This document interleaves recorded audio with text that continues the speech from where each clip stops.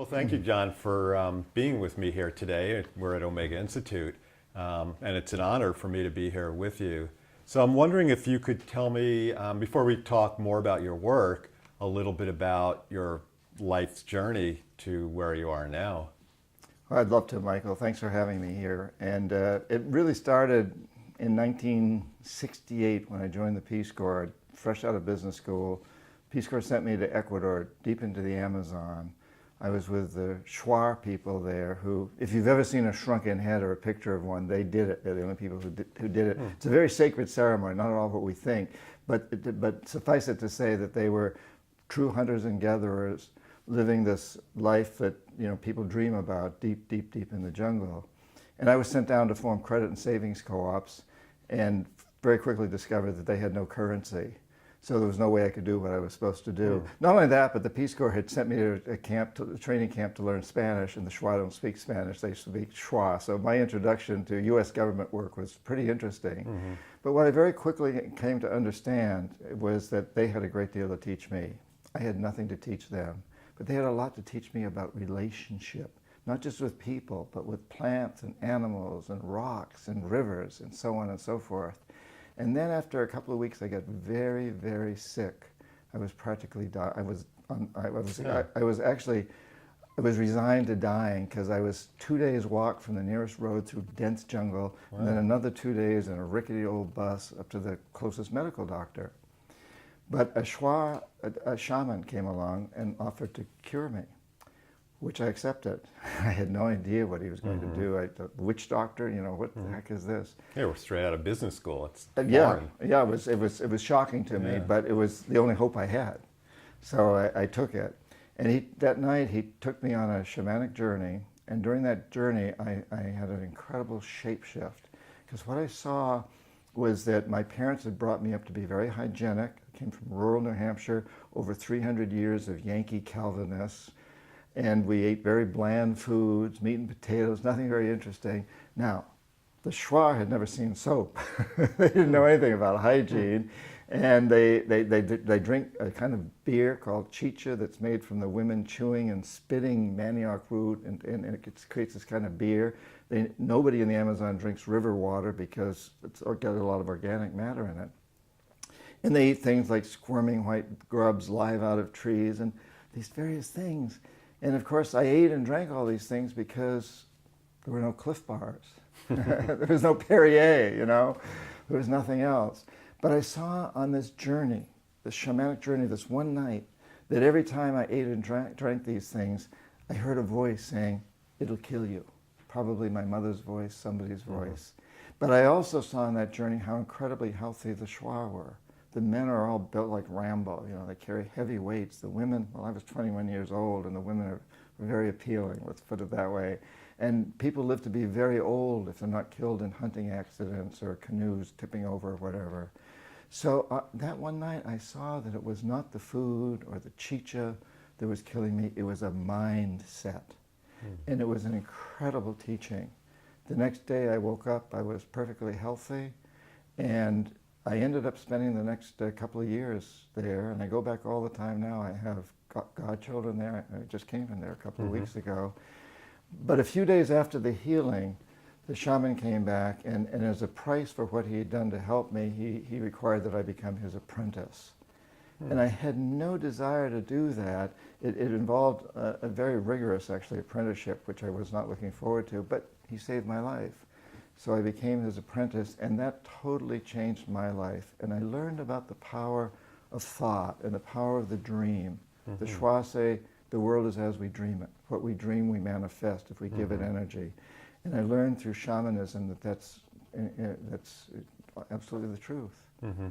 And then, not too long after that, when I got out of the Peace Corps, actually, I became an economist with a big consulting firm, which is what I've been trained to be in business school. I became chief economist, and I became what's known as an economic hitman, where my job really was to identify countries that have resources our corporations covet, like oil, and then arrange huge loans to those countries through the World Bank or sister organizations. But the money never actually goes to the country.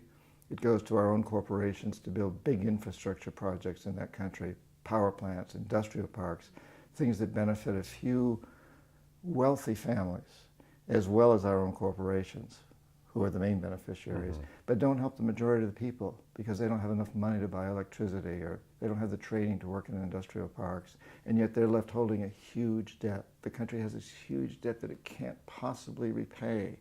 So at some point we go back and we say, since you can't pay your debts, sell your oil or whatever the resource is real cheap to our corporations. Privatize everything. Sell your schools, your electricity systems, your water and sewage systems, everything to our corporations, and vote with us on the next United Nations vote, and allow us to build a military base on your soil. And in that way, we really created this new empire, which is a corporate empire. It's not an American empire, it's a corporate empire.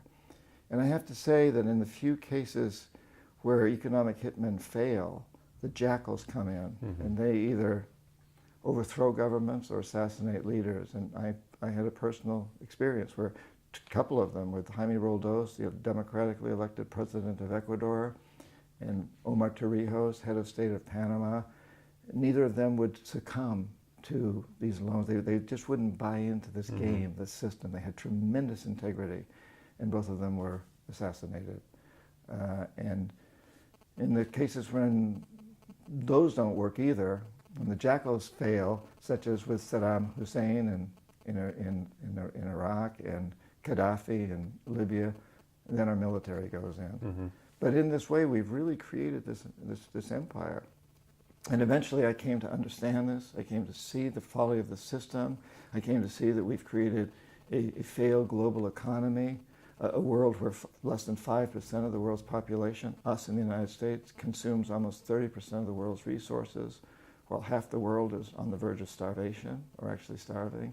And so eventually I worked myself into using what I'd learned in shamanism and combining that with what I'd learned about the system and the economics and dealing with big corporate heads, and understanding that we must change this system, and that really everybody wants to change it, including the heads of corporations, that we're all understanding that we have created a system that's not going to work. We've created a death economy, and it's based on destroying the very resources that it depends upon. So I've been devoting my life since then to writing books and teaching workshops like here at Omega to transform this, to shapeshift. Yeah, it's amazing. And it's amazing how you've been given, in a way, a gift to walk these two worlds and to see into the psyche of the human psyche in different ways, the shaman world, the world of geopolitical struggle and greed, and that you've been able to write about it so eloquently.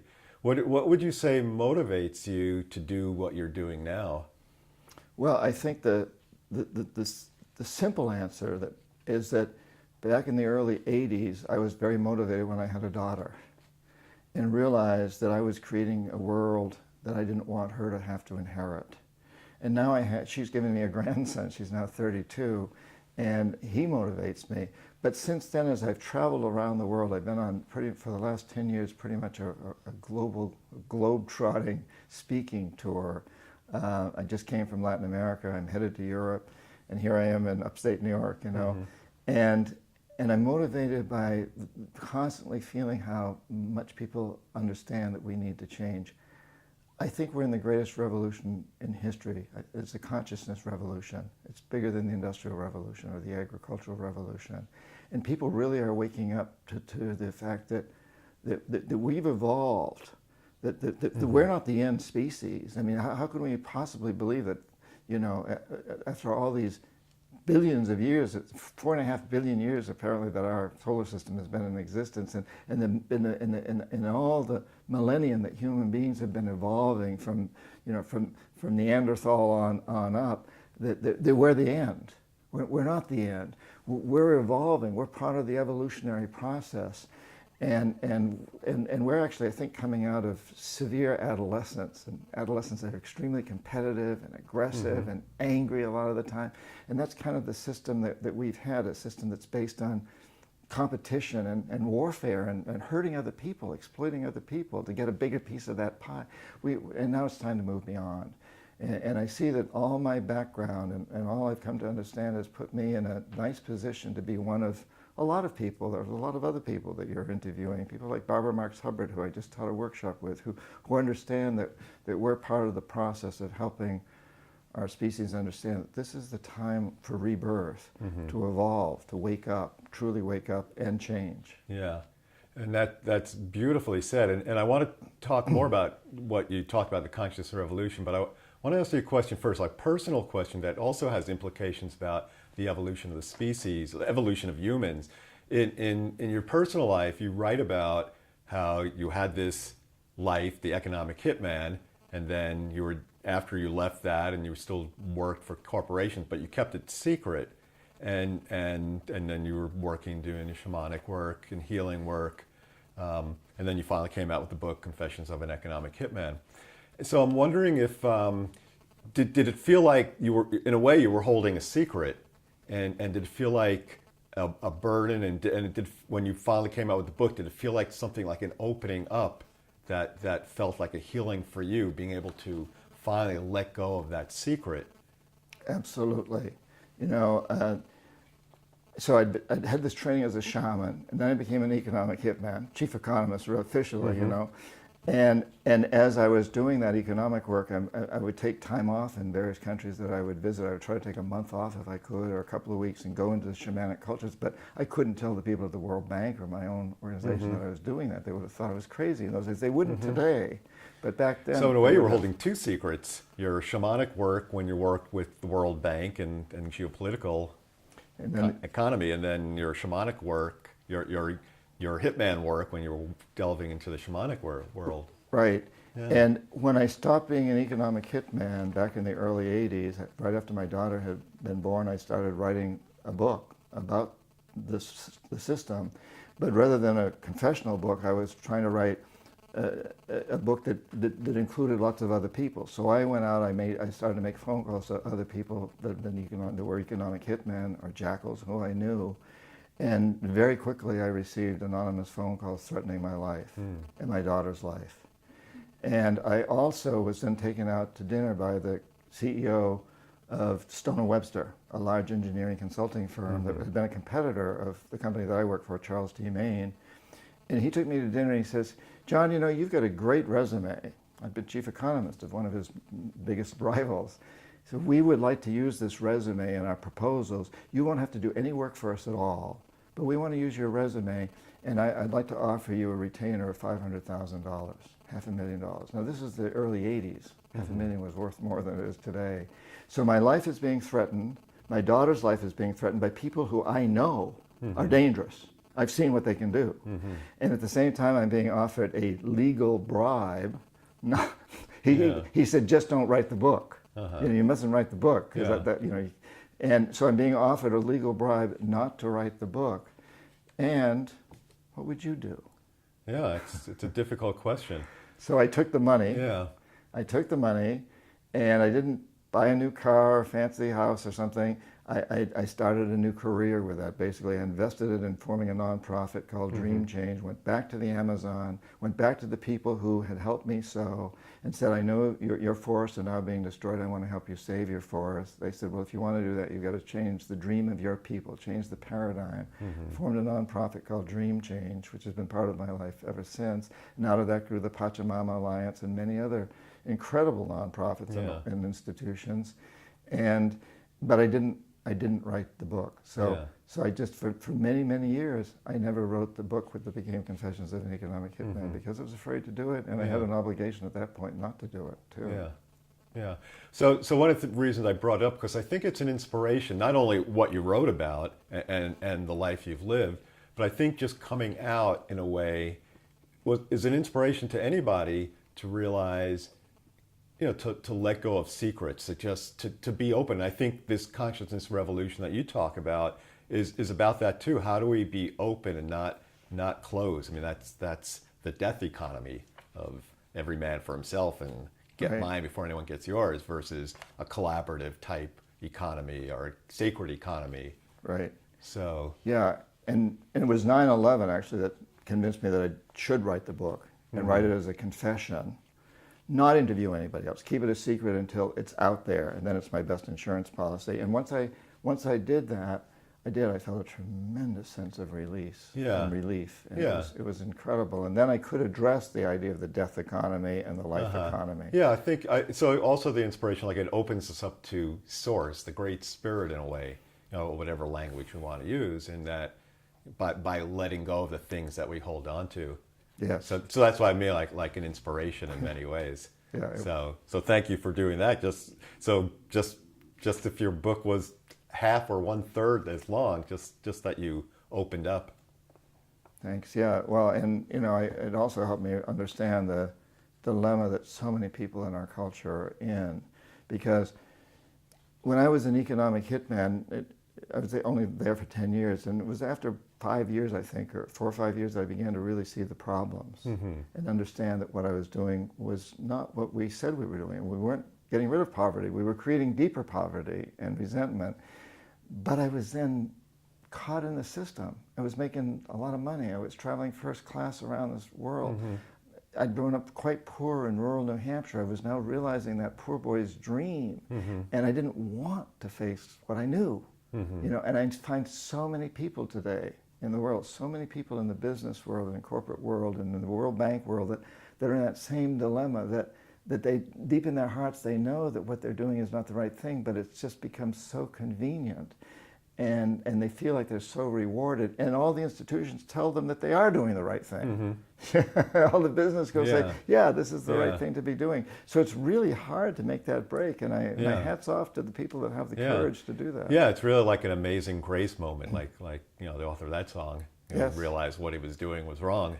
Yeah, that was a slaving situation. And actually, my enlightenment came one day when I was in the Virgin Islands, and I realized that this sugarcane plantation that I was visiting that was so idyllic had been built by slaves. And then I realized that I too was a slaver, that our society, our businesses have created a type of slave institution around the world. Yeah, so I'd like to talk about the work you're doing. Actually, I have another interesting question.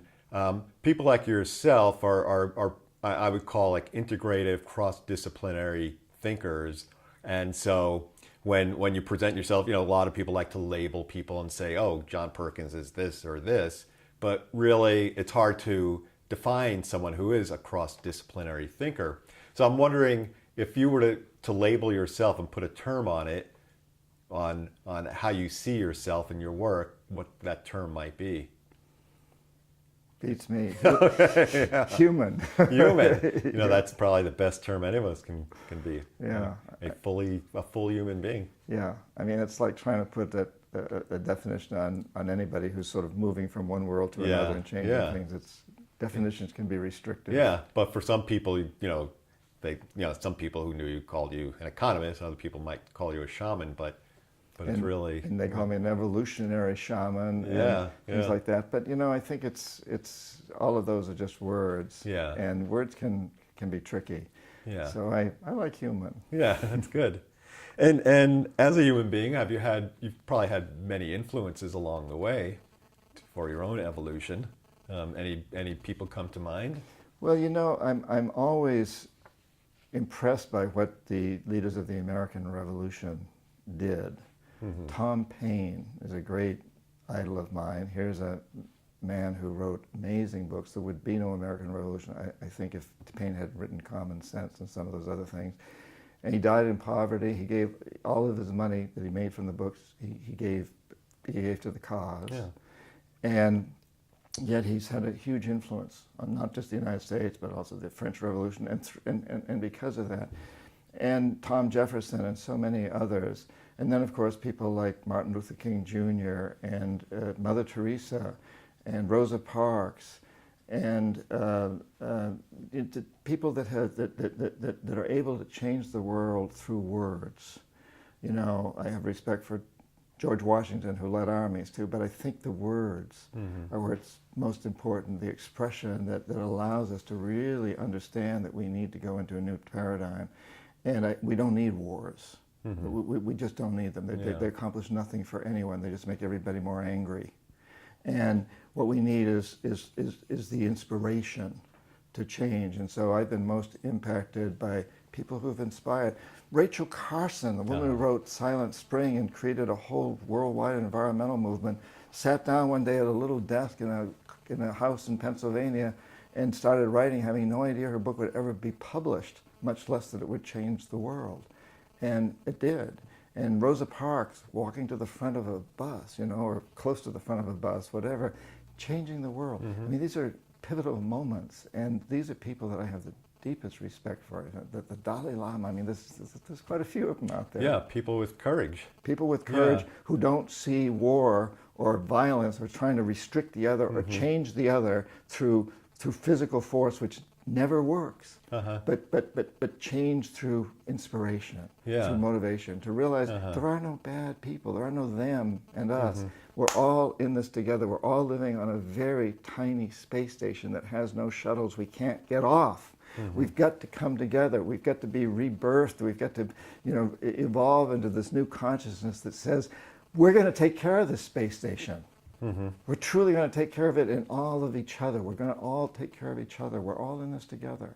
Yeah, yeah. So you brought up the term consciousness revolution, and I talk about quantum revolution, really consciousness revolution, but I want to delve into that more because it seems like it is the important theme for you. So I had seen something on your website where you said that you mentioned that people in nature around the world are responding with a revolution, one prophesied by indigenous people for millennia, and you say this consciousness revolution holds the promise to shapeshift us out of the current death economy based on militarism and ravaging the earth to a life economy. So I wonder if you could say more about this consciousness revolution.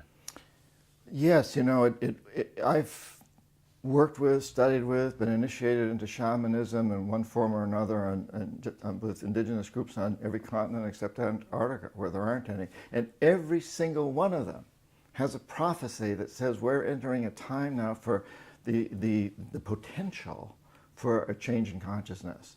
The Mayan prophecy of 2012, which I'm very familiar with. I've spent a lot of time with Mayan shamans. I take groups there, I'd love to take you. Go to my website, johnperkins.org, and see where we can take you. Yeah. But that prophecy, unlike what Hollywood says, is not a doomsday prophecy. It's a prophecy of great hope. It says we are now entering a period of time when we're going to replace the old paradigm of greed and materialism and exploitation and violence with a new paradigm of peace, of love, of compassion, and cooperation and spirituality. And the Eagle and Condor prophecy of the Andes and the Tibetan prophecy of the 14th Dalai Lama and so on. There's prophecies all over the world that say we're entering this time. And what I see is that we have created this death economy, which, as you said, is based on, to a large degree, warfare. The U.S. budget is hugely balanced. And you saw it firsthand. I saw it firsthand, for sure. Yeah. And ravaging the earth, destroying the very resources that our economy depends upon. But we have the opportunity now to create this life economy, which grows out of the old economy. A large part of it is cleaning up the pollution. I mean, there's a huge economy out there waiting, a full employment economy, clean up the polluted oceans and lakes and rivers and the air and the soil, create ways for starving people, which is almost half the planet today is malnourished, how to create ways for them to grow food more efficiently, to store it and distribute it, and new technologies for energy, we're all talking about that, for transportation, for communications, for banking, for marketing, for everything. We have this opportunity now to move out of a very destructive type of economy into an extremely productive one that'll create a better world for all life, not just human life, but we need to keep in our sights that all life is important to us. It's a very balanced planet. We need to keep that balance in place. Yeah. I'm excited about this. Well, that's great. That's what I was about to ask you. Because, a lot of people, they see, if you watch the news, you see what's going on and the current events and wars ravaging the Middle East and all over the place. So they get caught up in that kind of the death economy's media, which the media is consolidated and owned by only a few corporations. And so then they feel that despair and that depression, negativity. So if you had a soapbox, you could, as you were saying right now, just let them know there is hope. There is a lot going on that's changing the world. Tremendous. You know, I do a lot of lecturing at universities, at MBA programs and law schools, and over the past 10 years, since Confessions came out, I've seen a huge change amongst students, and some of the most aggressive MBA students at some of the colleges where they know they're going to be in charge of things, at the Ivy League MBA programs, the Princetons and Yales and Harvards and Stanfords and so forth. And these students back 10 years ago, when I'd ask them, what are your goals? I kept hearing power and money. Wall Street. Yeah, Wall Street, power and money. And now I hear, well, I want to have kids, and I want a world that what these kids will want to grow up in. I want to see change. And incidentally, I heard that from MBA students in China, too, very strongly. The Chinese students said to me, we've proven that we can create a miracle. We're the only country in the history of the world that's had double-digit economic growth for 3 decades. But it's come at a horrible price environmentally and socially. But now we, this new generation, we're going to create a miracle socially and environmentally. We're going to become the greenest country on the planet. I don't know whether they'll do it or not, but this is typical all over the world, whether it's in the Middle East or Europe, where I'm going next, or Latin America, or China, wherever I go, I hear the young people totally getting it. I don't have to talk to them about climate change. They know it's happening. We don't have to talk to them about environmentalism. They're there. What we've got to do is help them understand that there is this alternative, there is this life economy that we can, you know, what if we paid General Dynamics and Raytheon to, instead of building missiles, to create systems for cleaning up pollution? And what if we really encouraged young entrepreneurs to go into businesses that would help starving people feed themselves? That's the way to get rid of terrorism. That's the way to get rid of violence. Go to the roots. What are the roots of violence? What are the roots of terrorism? There may be a few people at the top who've had a lot of money, like Osama bin Laden, who are fanatics, but they don't get a following unless there's desperation and anger and frustration out there. So let's get rid of the desperation and the anger and the frustration, and then we'll have a much more peaceful world. Right, a new dream. A new dream. And it's not going to happen through drones and bombing the hell out of people. That's not, we know that just makes them more angry. That just that just creates ISIS. Yeah, yeah. So I had seen a trailer to a new documentary called Money and Life, and I understand that you're in that trailer. You were film, and in that film, there's a question. It's based on a question: can we see the economic crisis not as a disaster, but as a tremendous opportunity? What is your answer to that question? Absolutely. You know, I think we're being rattled. We're being shown that we've created a failed system globally. You know, a system where less than 5% of us live in the United States and consume almost 30% of the world's resources. That's not a model. China can't do that. Nobody can replicate that. The numbers don't add up, and we're getting it. And so we're seeing that what we've got to do is create a whole new system. And it can happen very quickly. All we have to do is change that mindset. The same way that my mindset was changed in the Amazon when I was almost dying. All it took was a mindset. One night, one mindset, and everything changed. That's what we need here, and I think we're getting there pretty quickly, frankly. Yeah, we're seeing those seeds that all come together.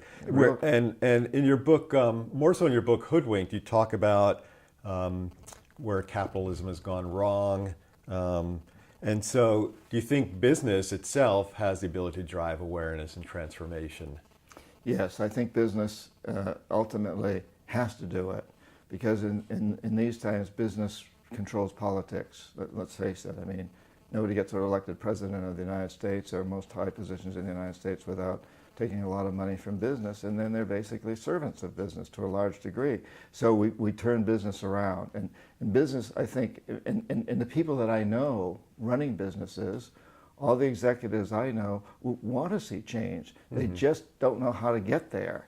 And the CEOs I know are afraid that if they lose market share, they'll lose their jobs, and the next guy coming in won't give a damn about anything but market share. But we've got to convince them otherwise. I speak a lot to big business conventions. I recently spoke to one of 4,000 CEOs, another one of 2,000. These are people in the communications business, in the finance business. And what I say to them is the future of business is to really emphasize that you need to serve a public interest. Businesses are here not to serve the 1%, they're here to serve everybody. And you can still make a decent rate of return on your capital. You need to, because we need capital to invest in the life economy. And those who will be successful, the successful businesses of the future, including the short-term future, are the ones that are really moving in that direction. And we see this. I mean, we see businesses getting greener. You know, we see Walmart bringing in organic foods and getting greener. And some people say, well, that's just greenwashing. They're not serious. Well, I don't know. But even if they're not serious, even if it's greenwashing, it's the first step. It's a recognition that something needs to change. And it's changing fast. Well, the incentive for companies like Walmart or just the old standard companies that are going in that direction, they see business is there's incentive, business incentive, money, and that's good if they go that way. There is that. And I also do believe, though, that the people in the executives are waking up to something bigger than that. And I know that the ones coming along through business schools now who will run those businesses, I know they're waking up. Well, that's interesting. There's an awakening, and it has been prophesized by all these indigenous cultures. You got to take that seriously. And we're feeling it, you know? We're feeling it. Yeah, and talking more about business, like John Mackey, CEO of Whole Foods, has spearheaded this whole conscious capitalism movement, talks about stakeholders, not shareholders. So, and I know Walter Robb, who's a co-CEO or president, I'm not quite sure what his title is now, of Whole Foods, and he's devoted his life to doing really good things through food, through these stores. Yes, these are people that are committed, and we can always find ways to criticize them. So if you bring up Whole Foods, somebody says, yeah, but they won't negotiate with unions and so forth. And okay, but they feel that they do a better job without through helping their employees. I don't know the answer. What I do know is that we need to encourage those companies that are making a big attempt to do it the right way. Nobody's going to be perfect. Who's perfect, you know? But we know that there's a lot of companies moving in that direction, and we need to keep encouraging. We need to keep sending emails and Facebooks and Twitters and so forth to these companies and let them know, I like what you're doing, and let the other company know, I'm not going to buy from you until you get on the bandwagon, because we got to make a better world for our kids and for future generations. Yeah, and they do respond to that. They do, absolutely. Yeah. So you've touched on a little bit about indigenous people, but I'm wondering what you would say, what the indigenous people tell us about our road ahead. I mean, basically, it looks like we have one of two directions to go in. Well, all of the prophecies that I know, and I've heard a lot of them, will tell us that we're at this time of opportunity. It's like a portal. It's like the energy is all coming together right now for us to create change, for us to evolve into a higher consciousness. And we have to make it happen. Everything is there that's right. The setting is right. We've gone through this adolescence time in human history, and now we're at a time to move into a greater maturity. And everything is there, but we actually have to do it. We have to take that step, those steps to make it happen. And I think we're doing it. And so I think all the indigenous cultures are presenting a very hopeful picture of the future. But the understanding is that it is not automatic. You know, it's not as though God is going to reach down and say, okay, everything's going to transform. God, the creator, whatever we want to call it, the universal consciousness is telling us we must do it. Oh, absolutely. And I think that's so important, you know, because we must do it. Absolutely. It behooves us to do it, because if we don't get the message and do it ourselves, it won't be powerful. Yeah, and which reminds me of a saying, Matthew Fox, who I interviewed in an earlier time, the well-known author, former Catholic priest, he said to me that the first sign of spirit is courage. And really, just like you're talking about, you know, we just can't let God do something, but if we let God work through us in spirit, it really is courage. Yes, and I think it's important to recognize that courage is not the lack of fear, the absence of fear. It's facing fear. It's being struck by fear and then moving forward through it, doing something about it. Yeah. So just like your act of writing your book, Confessions of an Economic Hitman, really was an act of courage and working through your fear. And Yeah. that's why I say it's an inspiration to many, on many levels. So your Dream Change organization, what do you do with, what exactly is its mission?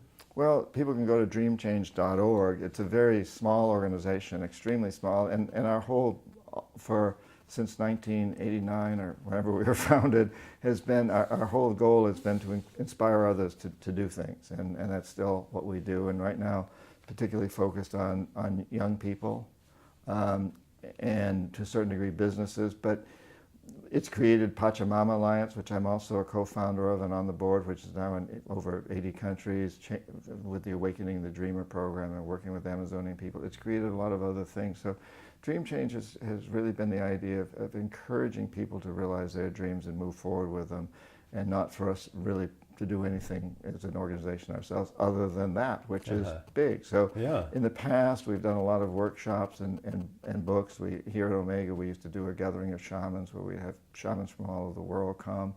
We've kind of cut back on that, and now it's focusing on young people and really encouraging young people to understand this new dream, this consciousness evolution that we're moving into. Yeah. And the work you did at Omega this past weekend, you co-presented a workshop with Barbara Marx Hubbard, Evolutionary Shamanism. What exactly does that term mean? Well, we decided that's a term we probably shouldn't use in the future. We should probably do something like birthing humanity. Yeah.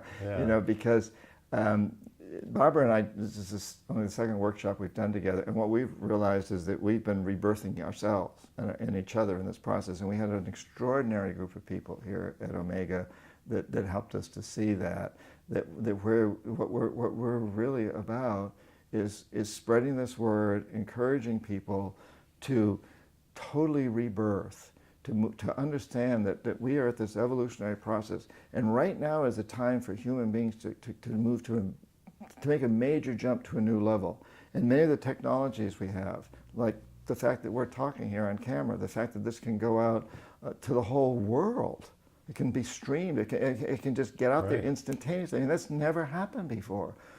For the first time in human history, we're all able to communicate with each other instantaneously. Well, this creates an amazing opportunity for changing consciousness. So I think Barbara and I really got it this weekend, that we're in this to really move to this next level of just that the opportunity is truly here.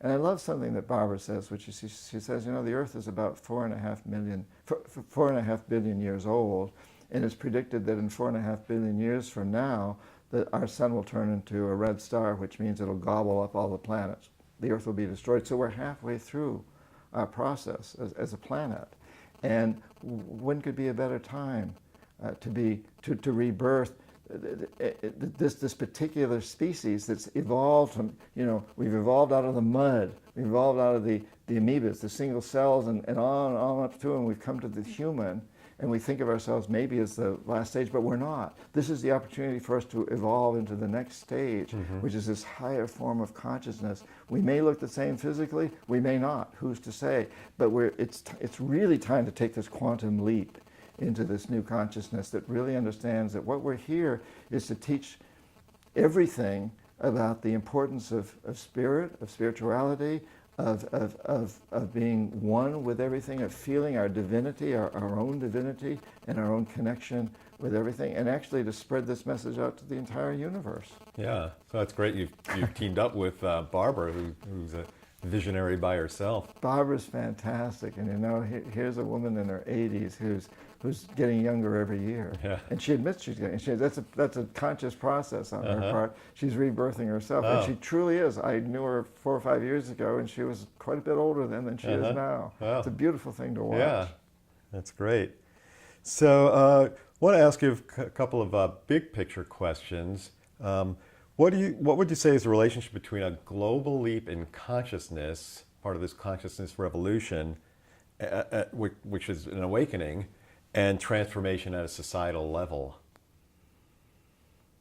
A global awakening and transformation at a societal level, I think they go hand in hand. You know, and it goes down to the individual level. You know, we have to awaken ourselves individually, and then each society does it, and then it happens on a global level. But I think it can happen almost simultaneously, and I actually think that's what's going on right now. And shamanism teaches us that this can happen very quickly. It's just this change of mindset. It's this change of consciousness. It's injecting a new spirit into all of us. You know, it's actually listening to the spirit of the universe that's coming in to tell us that this is the time to change, and to recognize that that word inspiration means to be in spirit, to listen to that spirit of the universe. And I think we're getting it. We're getting it on a societal level, and we're getting it on the global level too. And hopefully it's speeding up very rapidly. Yeah. And what do you think stands in the way of creating a more sustainable and humane world? Well, I think, you know, the old mindset still stands in the way, and the status quo. So there's a lot of very powerful, wealthy people who don't want to see change. And in fact, they want to teach us that change is dangerous and that we don't want change. And I kind of grew up with that paradigm. You know, when I was a kid, basically, we assumed that the human was the end-all, be-all, and what we wanted to do was reach an equilibrium and stay there. But now we're understanding that this is not a good equilibrium when people are killing each other around the world constantly. And still, I mean, basically, we've still got the emotions of Neanderthals. You know, we kill each other. And we've kind of got the societal system of feudal Europe, you know, the king in the castle with all his knights out there.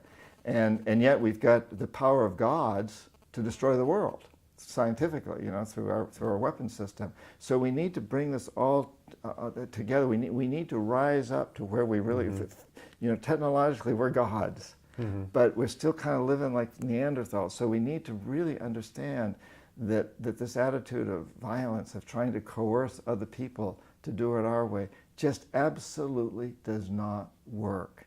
It just begets more problems.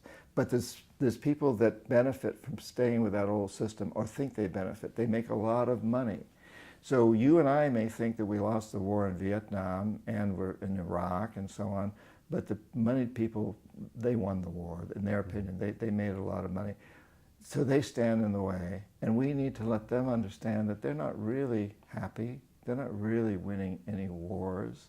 They're just causing a lot more misery, and there's a better world than that. Yeah, and it's really, it's being stuck in the reptilian brain, the desire, the survival instinct, and that's what drives that kind of thinking. Yeah, the old survival mode, which is, you know, kill thy neighbor, not love thy neighbor, but that the pie is finite, and if you get a bigger piece of the pie than I do, then you've won and I've lost and I'm diminished. But now we need to understand that the pie is not finite; it's expansive. We can keep expanding it. We don't need oil. We've got the sun. You know, we can create highways that are solar collectors. So a car driving along, they just has to put a little brush down on the road, and it can run it that way. There's plenty of energy out there. The sun's there. We really need to get that there are no limitations. There is no lack here. It's a matter of attitude. And as soon as we can move beyond the old attitudes of lack and limitation and competition, and that I got to take in order to get, and realize that that's not the case at all, that we're all here together, and it's the cooperative societies that are most successful. And incidentally, the indigenous communities to a large degree mirror this, because in most indigenous communities, if any person is suffering needlessly from lack of food or clothing or shelter or love, the whole community feels that it suffers. So they don't allow that to happen. And so there's this communal spirit of rising, you know, raising all the ships, the tide that raises all the ships. So keep everybody, you know, make sure that everybody gets their needs as much as possible. If you fall down and break your leg, you may suffer, and there may not be anything I can do except to help you get food. I got to do that, help you get food. Yeah. And then we also see, of course, with indigenous cultures, often warfare, which has traditionally come out of the need for more territory. So as a population of one clan or tribe increases, their hunting space isn't sufficient. So they attack the next tribe to get some of that hunting space. But what we're realizing now is that's the old model of lack and limitation. The energy and our ability to produce food and our ability to recycle resources is limitless. It is not defined by small spaces of land. So we can move beyond that and look at the whole planet as being that community where we've got to make sure that nobody suffers. If anybody suffers, we all suffer. And that's the truth. You know, if the Palestinians are suffering or the Israelis are suffering, we're all going to suffer. Right. We're all going to participate in that suffering. And we've got to really get that. Yeah. So I want to ask you kind of even the biggest picture question I can think of, and that is if, or I should say when, the consciousness revolution achieves its goals and there is an increased awareness of evolved thinking and action, and there's transformations of individual consciousness, societal consciousness and transformation. How do you envision what this would look like in terms of the structures and systems of society, medicine, education, food, agriculture, economics, and so on? Well, that is a huge question. Yeah, each one is a question unto itself. Yes. And I don't pretend to be an expert in any one of those fields and forget about all of them. I think that my job right now is to envision the possibility that we move out of the old paradigm of limitation and lack and violence and exploitation, and that we open ourselves to this new paradigm, which the overview of that will be societies where everybody is taken care of, where the basic needs, where people, you know, and it's not about encouraging people to be lazy or to be sucking off society at all. That's not it at all. It's a place where people feel that they really want to participate, and I see this, you know, in places like Omega, where we've got people coming in all the time that are wanting to participate. And so it's not about enabling this feeling of being dependent and having Big Brother support you. That's not it at all. But it's about creating an atmosphere where people can feel free to explore who they really are, and to use that as a stepping stone to higher consciousness, to continue to grow and grow and grow.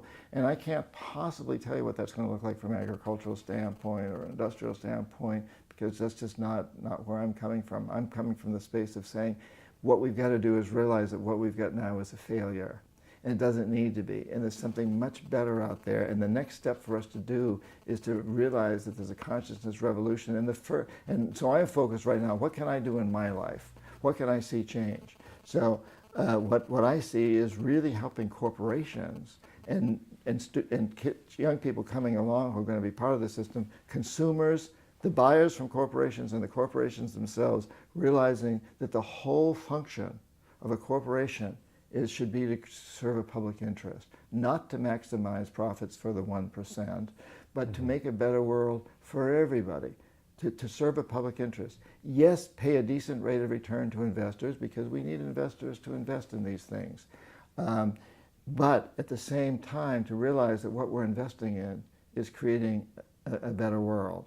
And I'll say something right now about capitalism, because somebody's going to be watching this and say, oh, Perkins is just a capitalist, and capitalism's bad. We got to get rid of capitalism. Well, I spent a lot of time in the marketplaces of Bolivia or Turkey or Vietnam. You know, these little marketplaces where it's just so lovely, where people trade things and they buy things and they sell things and they communicate, and it's just lovely places. And that's capitalism too. What we have today is a form of capitalism that I absolutely detest. I call it predatory capitalism. I absolutely detest it. It's a virus, it's a sickness, and it's defined by the one principle of the only responsibility of business is to maximize profits, regardless of social and environmental costs. That's the wrong guiding principle. It ought to be that the responsibility of business is to create a better world for all of us. And so, but that too can be done through what we might call capitalism. I'd like to totally avoid the use of the word because people object to it, but what they're objecting to is the modern form of capitalism, which is driven by greedy, selfish corporations that up till now have been setting their goal as maximizing profits. But that's changing. Yeah. We've got the B corporations, we've got a whole corporate movement now that's changing that. There are no bad guys. You know, there really are no bad guys. We're all in this together. We've got to accept that. There may be a few deranged people, and we could call them bad guys, or we can just look at them as deranged, but we get to bring them along too somehow. Yeah, we'd say that we're all evolving Yeah. into the truth, into our truth. And I know the writer Jeremy Rifkin calls this transition and what we're evolving to in terms of finances. He said changing from capitalism to the collaborative commons. That's the term he uses. That's great. Yeah, I love that. That's beautiful too. Yeah. So and pretty much changing the dream. And the world is as we dream it. So, Right. Yeah. Right. It is a dream. And you know, when you come down to it, these words like capitalism and socialism, they trigger things, but they're just words. And over the years, their meanings have changed a lot. The meaning of capitalism over the 400 years, that word's been used, has changed tremendously. And so socialism and so just we have to be careful about words. Yeah. Yeah. So I want to thank you, John, for taking the time from your schedule to do this conversation. If people are interested in learning more about your work or seeing what you're doing, what's the best way for them to find out? To go to johnperkins.org, sign up. You put your email address in the little box there, and you'll get an email a newsletter once a month from me. Come on one of the trips, do one of the workshops, but basically sign up to my website. Go to my website, johnperkins.org. And we'll see what's going on. Right. In the consciousness revolution. Yes, it's constantly. Join the revolution. Yes. Yeah. It's constantly evolving, and that's as it should be. And thank you, Michael, for what you're doing. I mean, it's so important to get the word out the way you are. You're truly an expression of freedom of the press. Thank you. Yeah, not owned by any corporation. Right. Yeah. Well, thank you very much, John. My It's been a pleasure. pleasure. My pleasure. Thank you. Thank you.